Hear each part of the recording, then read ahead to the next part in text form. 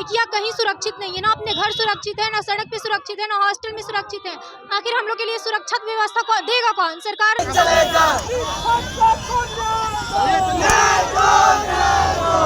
बेटियों को पढ़ाइए। आप लोग बोलते हैं नीतीश कुमार चौधरी का तो पहला प्राथमिकता ही है कि महिला और बेटी को सुरक्षा देना। हाँ हाँ, दिख रहा है कितना सुरक्षा प्रदान किए हुए हैं। एक के बाद एक घटना जो आ रहा है ना, उससे पता चल रहा है कितना ज्यादा सुरक्षित है महिलाएं यहाँ। ये जो प्रशासन और कानून व्यवस्था है, जो पुलिस है, उसने कितना लीपापोती किया है इस मैटर पे, ये जग जाहिर है। किस तरीके से ये झूठा दावा किया गया कि उस बच्ची ने सुसाइड अटेम्प्ट किया है। कुमार है वो तो सिर्फ अपने पद यात्रा पे निकले रहते, उनका इस मामले पे कोई कमेंट नहीं आया है किसी तरीके का। और आपको लगता है कि एसआईटी का गठन हुआ है उसके बाद न्याय मिलेगा?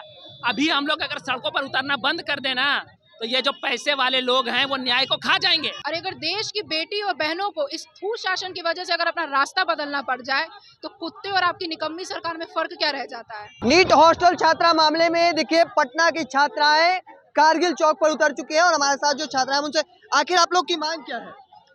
देखिए, सबसे पहले तो हम आपको ये बोलेंगे कि बचपन में हमने पढ़ा था कि मनुष्य जानवर हुआ करते थे।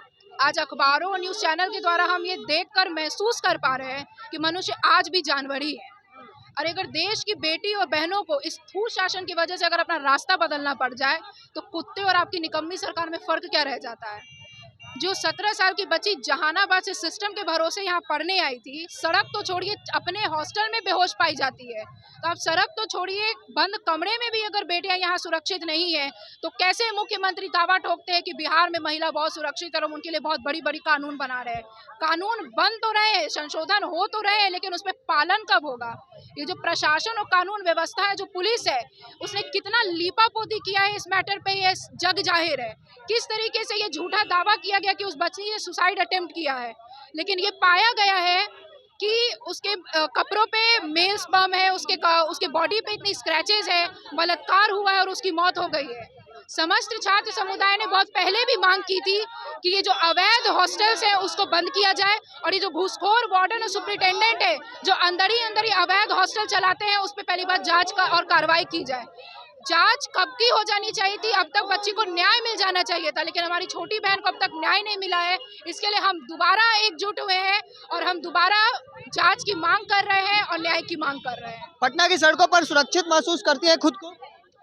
देखिए, अभी तो हम अपने आप को थोड़ा बहुत सुरक्षित महसूस करते हैं, लेकिन जैसा एनडीआरसी का रिपोर्ट कहता है और बैक टू बैक इतने जो बलात्कार के रेप के जो केसेस आ रहे हैं, वो रिपोर्ट भी यही कहता है कि बिहार में और उत्तर प्रदेश में महिलाओं के अपराध का जो केस है वो दिन ब दिन बढ़ते जा रहा है। तो हम ये दावा नहीं कह सकते कि आज मैं सुरक्षित हूँ, कल मैं सुरक्षित रहूंगी कि नहीं।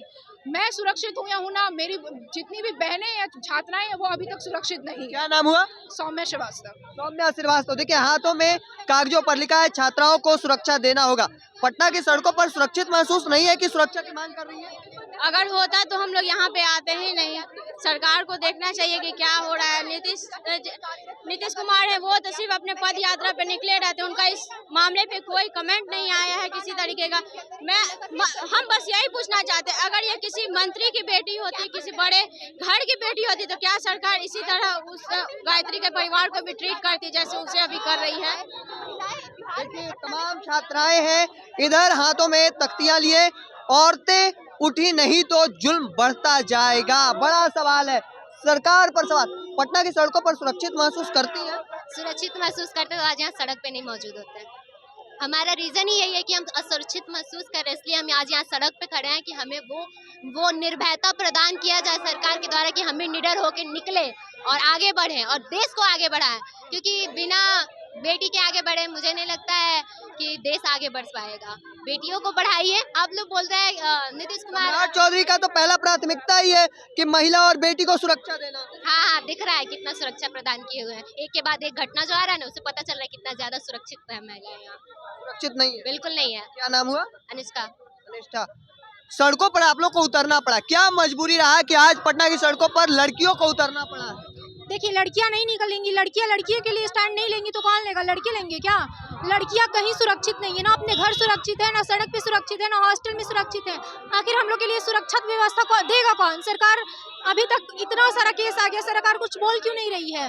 अभी तक अत्याचारी सड़कों पे घूम रहे हैं और सरकार अपने घर में सो रही है, सुरक्षित है वो। एसआईटी का गठन हो चुका है, पुलिस जांच कर रही है, फिर भी आप लोग सड़क पे उतरे। पुलिस कुछ नहीं कर रही है। अभी वो लोग गए हैं, कुछ दिन बाद वही लोग वापस आके वही चीज करेंगे, फिर जाएंगे, फिर निकल जाएंगे। इस देश का कानून सबसे बड़ा मतलब डिटीरियोरेटेड है। हम लोग को सरकार से कोई वो नहीं है। हम लोग अपने लिए स्टैंड खुद लेंगे। अब क्या नाम हुआ आपका? प्रियंका। एसआईटी का जांच शुरू है, एसआईटी गठन हो चुका है, फिर भी आप लोग नीट छात्रा मामले में सड़क पर क्यों उतरना पड़ रहा है? एसआईटी का गठन हुए कितने दिन हो गया? तकरीबन काफी दिन हो चुका है, 10 दिन। क्या आपको लग रहा है कुछ निकलेगा? जांच चल रहा है, सैंपल डीएनए जांच तो चलता ही है, होता है कुछ। वो जो लड़की थी उसके पेरेंट्स को उससे 4 दिन तक मिलने नहीं दिया गया। वो बुला रही थी हॉस्पिटल से, अपने पेरेंट्स को बुला रही थी, फिर भी मिलने नहीं दिया गया। उसके पेरेंट्स के एफआईआर करने वो भी नहीं हुआ। क्यों नहीं हुआ? सरकार और कानून दोनों मिला हुआ है। इनसे पूछिए कि एसआईटी का गठन कब हुआ? जब सड़कों पर उतरे छात्र लोग तब हुआ।